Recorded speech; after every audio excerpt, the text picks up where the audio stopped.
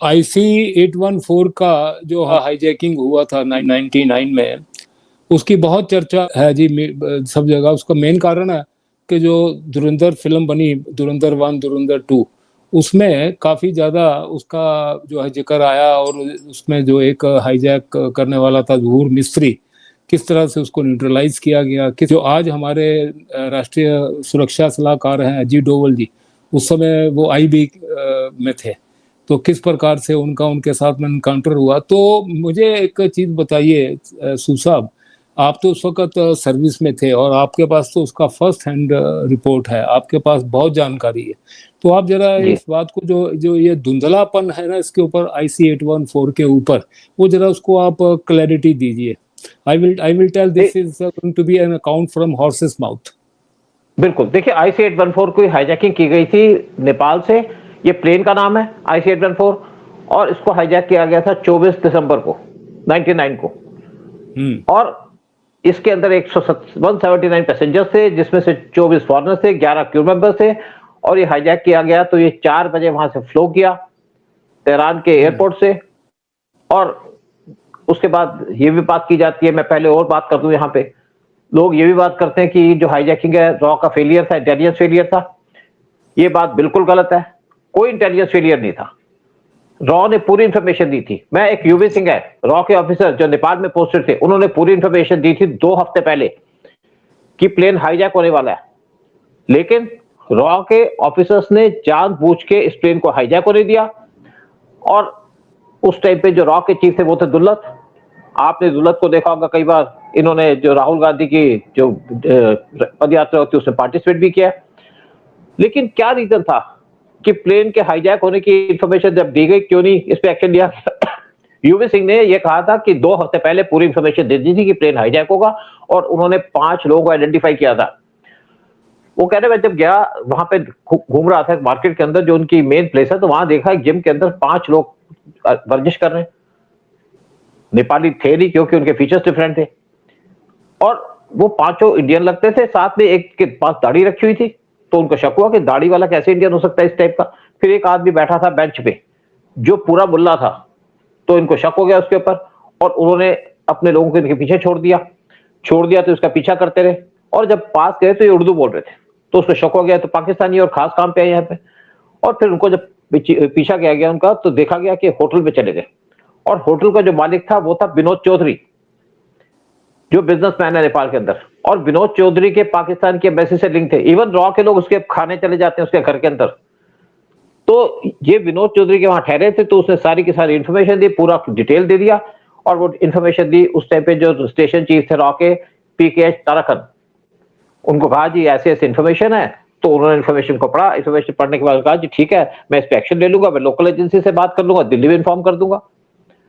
लेकिन जब 2 हफ्ते के बाद ये प्लेन उड़ा और हाईजैक हो गया, तो उसको हो गया कि शक, ये क्या रीजन है, यहाँ पे कुछ नहीं हुआ। ना उसको पूछा गया, ना उसको रिवार्ड दिया गया, ना उसको कुछ, कोने बिठा दिया उसको, और ये प्लेन हाईजैक हो गया। हाँ, कुछ आप पूछिए, फिर मैं बताऊं इसके अंदर क्या था। कि जब प्लेन हाईजैक हुआ तो मैं सारी बता दूं आपको बात। 5 लोग थे जिन्होंने इसको हाईजैक किया था: जमाल इब्राहिम, ज़हूर मिस्री, काजी अहमद, इब्राहिम अजहर और राउफ असगर।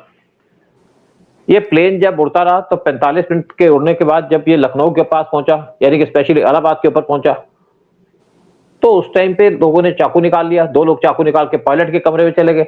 हुआ क्या था कि प्लेन वहां पे एक्चुअली जो नेपाल का जो एयरपोर्ट है वहां पे सिक्योरिटी बहुत लैक्स थी, और पाकिस्तान की हाई कमीशन का एक फर्स्ट सेक्रेटरी, उन्होंने इनको एक पैकेट दिया। उस पैकेट के अंदर 2 चाकू थे, और इन्होंने उस चाकू से वहां पे जाकर के पायलट को धमकाना शुरू कर दिया और कहा ये प्लेन हाईजैक हो गया। जब पायलट को लगा कि प्लेन हाईजैक हो गया, तो उसने कहा भाई इसको तो आप पाकिस्तान ले जाओ। उसने कहा जी मेरे पास इतना पेट्रोल नहीं कि मैं पाकिस्तान ले जाऊं। उसने कहा मैं आपको अमृतसर तक ले जा सकता हूं। तो ये मान गए, और पायलट ने क्या किया, प्लेन की स्पीड कम कर दी, उसको नीचे लेवल पे ले आया, और उसको लेके चला आपके अमृतसर की तरफ। और उसको कहा कि जब हम हमारा इस तरह से जाएंगे तो हमारी जो ATS और आइडेंटिफाई कर लेगी कि प्लेन हाईजैक हो गया, उसने अपना रास्ता चेंज कर लिया। और प्लेन जब ज्यादा टाइम देगा अमृतसर पहुंचने में तो भी शक हो जाएगा, उनको टाइम मिल जाएगा इस पे एक्शन लेने के लिए। प्लेन लैंड हो गया अमृतसर के एयरपोर्ट पे, और लैंड होने के बाद प्लेन 55 मिनट तक वहां खड़ा रहा, किसी ने कोई एक्शन नहीं लिया। पायलट सोच रहा था यहाँ से मुझे बचा लेंगे, लोग भी सोच रहे बचा लेंगे, कोई बचाने नहीं आया। वहां पे एक ब्रिगेडियर था, वो अपने टैंक्स लेके आ गया।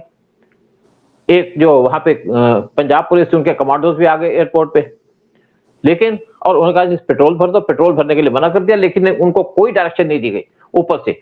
डायरेक्शन कौन देता? डायरेक्शन पीएम देता, एनएसए देते, डायरेक्शन हमारे होम मिनिस्टर देते, किसी ने कोई डायरेक्शन नहीं दिया, हमारे रॉ का चीफ देते। तो प्लेन 55 मिनट रहने के बाद उड़ गया। और इवन आप देखिए अटल बिहारी वाजपेयी को इन्फॉर्मेशन नहीं दी गई। अटल बिहारी वाजपेयी उस टाइम पे एयरपोर्ट पे लैंड कर चुके थे, जब प्लेन उस टाइम पे अमृतसर में था, उनको तब इन्फॉर्म किया गया जब अटल बिहारी वाजपेयी ये प्लेन उड़ गया, तब अटल बिहारी वाजपेयी को बताया गया प्लेन उड़ गया।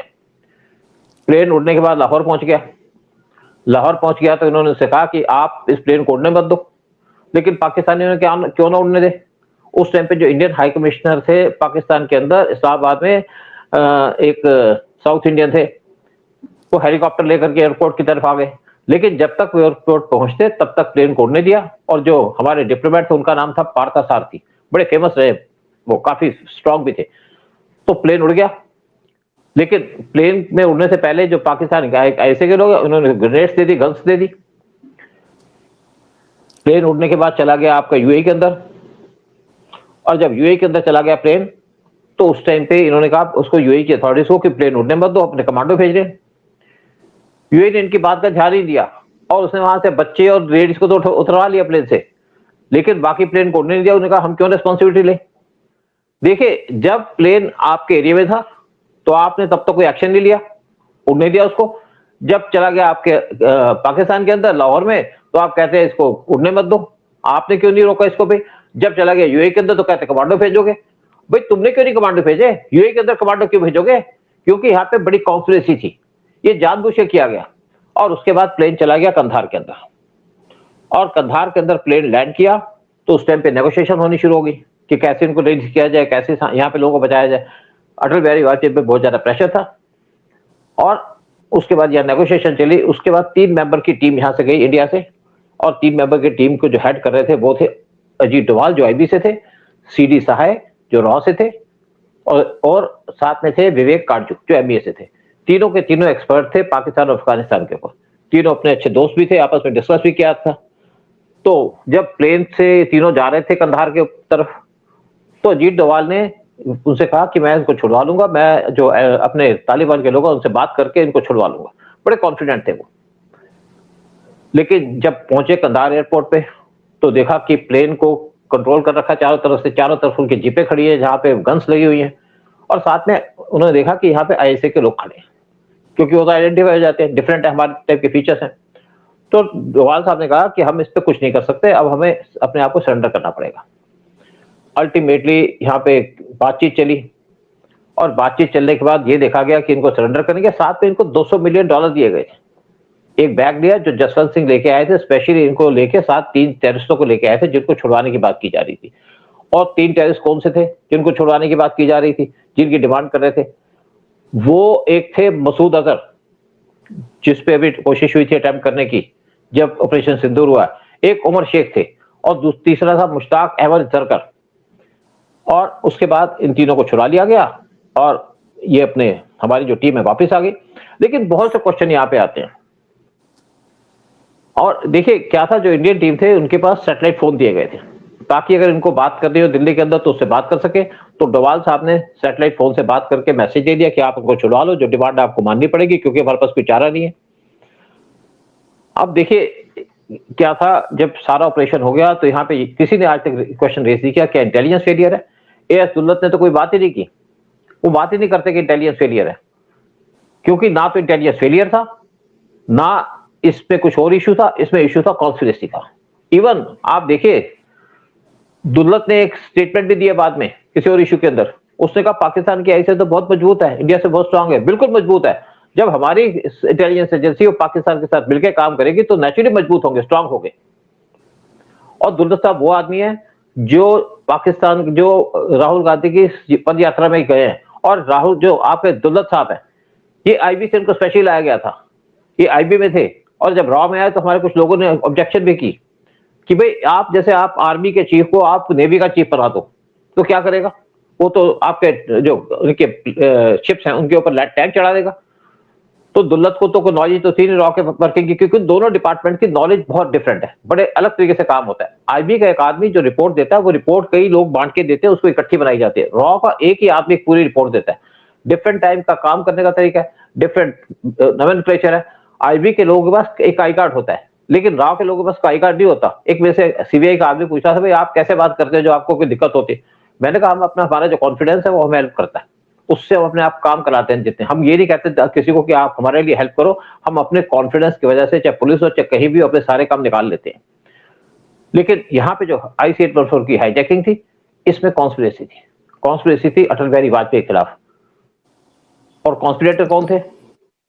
ब्रजेश मिश्रा, जो उस टाइम पे NS से थे, एक सीनियर मिनिस्टर अटल बिहारी वाजपेयी की गवर्नमेंट के अंदर, जो PM बनना चाहते थे, और AS दुल्लत, जिन्होंने एक डायरेक्शन पास कर दी थी कि कोई भी ऐसी चीज आए, कोई भी ऐसा इंसिडेंट आए, कैसी भी इंफॉर्मेशन आए, उस पर कोई एक्शन नहीं लिया जाएगा। नहीं तो आप सोच सकते हो, अगर रॉ इसको रोक सकता, क्योंकि हमारा तो बहुत ज्यादा इन्फ्लुएंस है नेपाल के ऊपर भी, हम प्लेन को वहीं रुकवा सकते थे, हम वहां पे वेरिफिकेशन कर सकते थे। लेकिन प्लेन के हाईजैक करने के बाद हमने 3 मेंबर की टीम वहां डिप्यूट कर दी कि जो सिक्योरिटी को चेक करेंगे। फिर हमने नेपाल की गवर्नमेंट से भी टेकअप किया कि प्लेन के यहाँ पे जो एयरपोर्ट पे इसकी सिक्योरिटी इंक्रीज करो।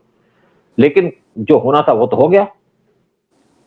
कुछ आप क्वेश्चन पूछेंगे फिर मैं जवाब। देखिए, एक बात है कि आपको तो इस मेथोडोलॉजी के बारे में पता है रॉ की। अभी स्टेशन ऑफिसर ने वहां पर ये डिटेक्ट किया कि चांसेस हैं यहाँ के कोई हाईजैकिंग होगी। उसने उसके पास में पूरा जो एक्शनेबल इंटेलिजेंस उसके पास थी, ठीक है। अब वो रिपोर्ट आगे नेपाल डेस्क में जो गई होगी, ठीक है। अभी उसका फर्ज बनता था कि भाई, क्योंकि it comes under cabinet secretariat, ठीक है, तो कैबिनेट सेक्रेटरी और ये PMO के अंडर आता है पूरा डिपार्टमेंट। तो कैबिनेट सेक्रेटरी के पास में ये रिपोर्ट गई कि नहीं गई, और कैबिनेट सेक्रेटरी के पास अगर गई है तो PMO में प्रधानमंत्री तक ये गई कि नहीं गई, ये इसके बारे में आप बताइए कि, और अगर गई है तो फिर किन लोगों ने वो उस वक्त एक्शन उसको जो है वो अवॉइड नहीं करवाया हाईजैकिंग को। देखिए, ये जो रिपोर्ट थी जो आदमी ने दी वो स्टेशन चीफ को दी, और किसी को दे नहीं सकता है, सिर्फ अपने चीफ को देगा।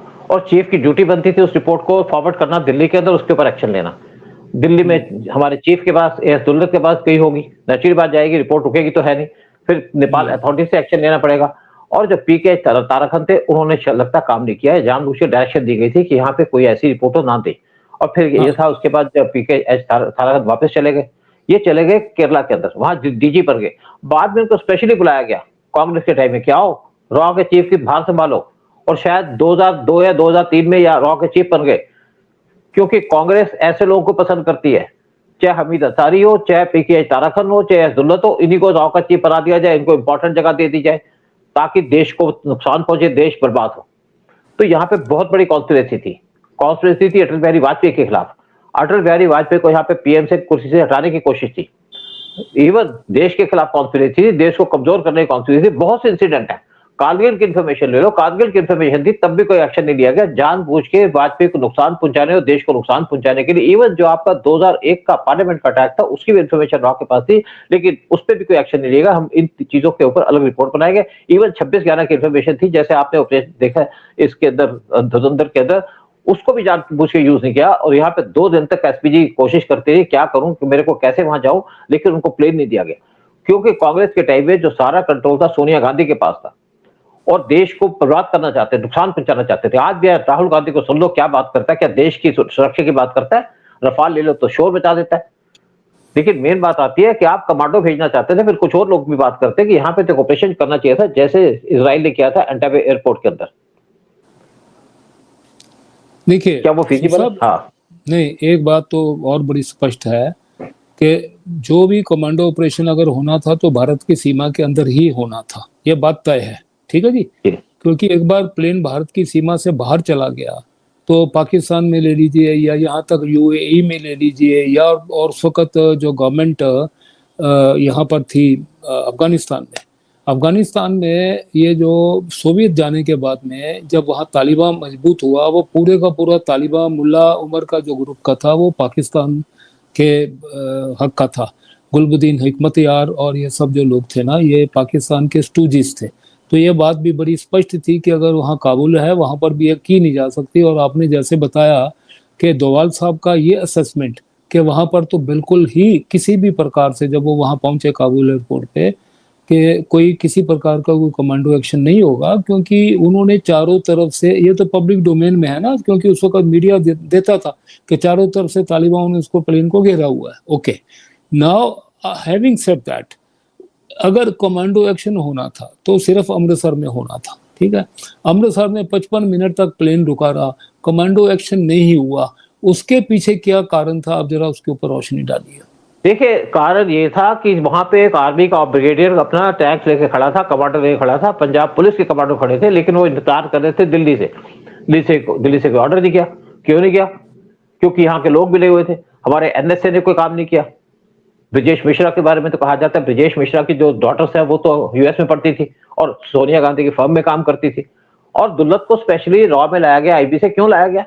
क्या रॉ में यहाँ पे कंपिटेंट लोग नहीं थे? यहाँ पे कॉन्स्पिरेसी के लिए अंदर लाया गया। मैं बहुत सी बातें कह सकता हूँ इसके ऊपर।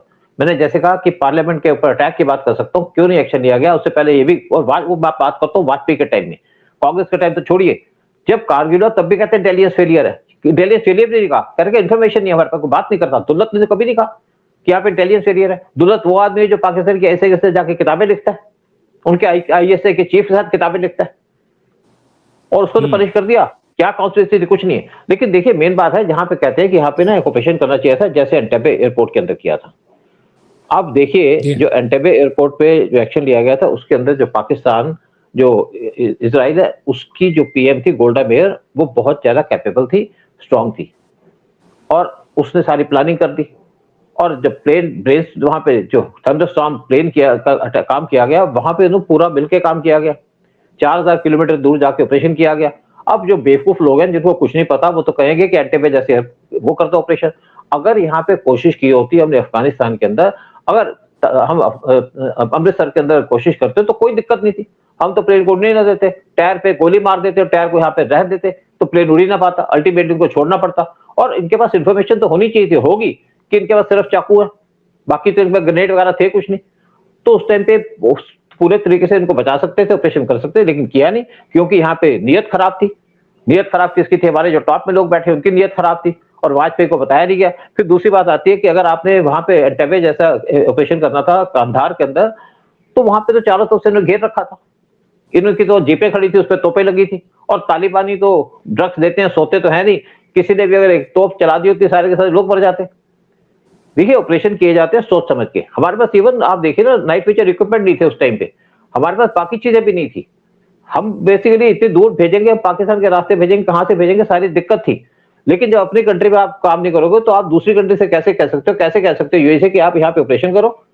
ये तो मजाक बना दिया इन्होंने। और जो लोग बात करते हैं, बड़ी बड़ी लंबी बातें करते हैं। मैं केस सुन रहा था जिसके अंदर हमें, जैसे हमीद अंसारी का केस बनाया, उसके अंदर कहते हैं वहां पे तो रॉ के साथ 300 एजेंट मारे गए। भाई 300 एजेंट कहाँ मारे गए उसके? फिर आपको एक और बात बता दूं, यहाँ पे जब 2000 पीएम मोदी आए, तो उस टाइम पे यहाँ पे काम लेना शुरू किया गया। जो कुछ अननोन गनमैन, इन्होंने जिन्होंने IC-814 को हाईजैक किया था, उनको रास्ते से हटा दिया।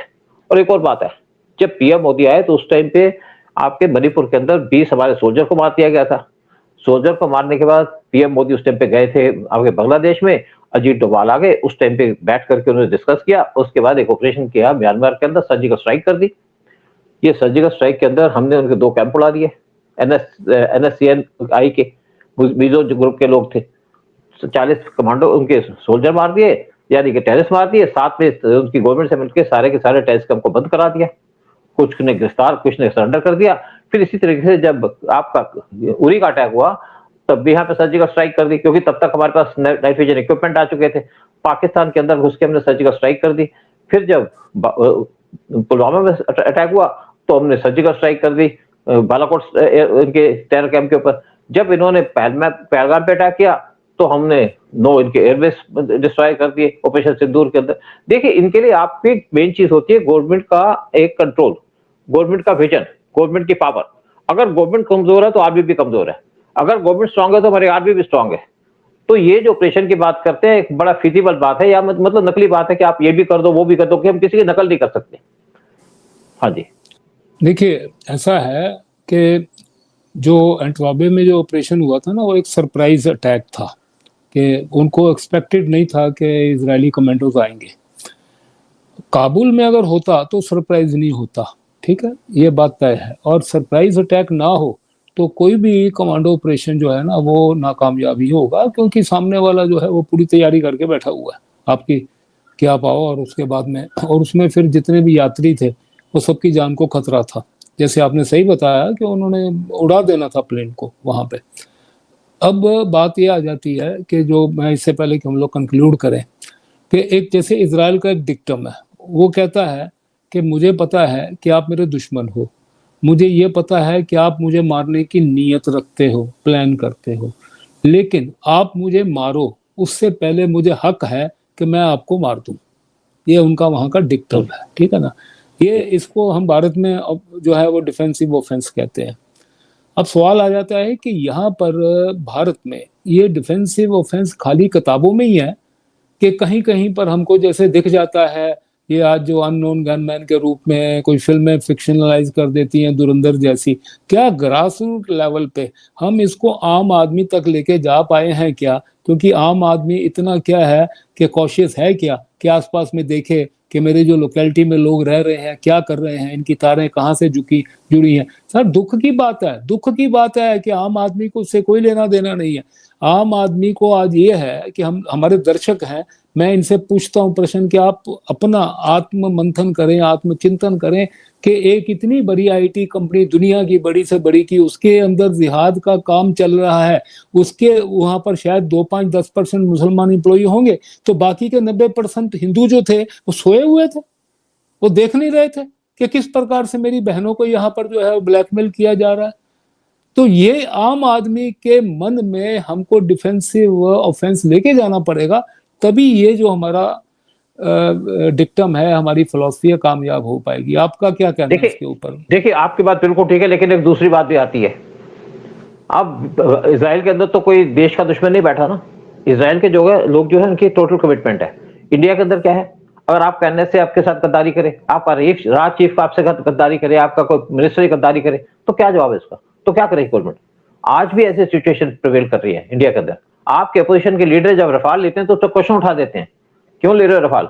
आप तो लिए नहीं, क्योंकि अपने को कमीशन नहीं मिली थी, इसलिए लिए। बता दें कि अब तो इसलिए ले पाए, हमें कमीशन नहीं मिल रही थी। लेकिन आज हमारे देश में कुछ लोग जाग रहे हैं, और जाग रहे हैं और पूछ रहे हैं सवाल कि भाई हमें कुछ करना चाहिए। आज लोग भी इस पे बात करते हैं, लेकिन अभी तक कुछ काफी लोग सोए हैं जो आज सेकुलर बने हुए हैं।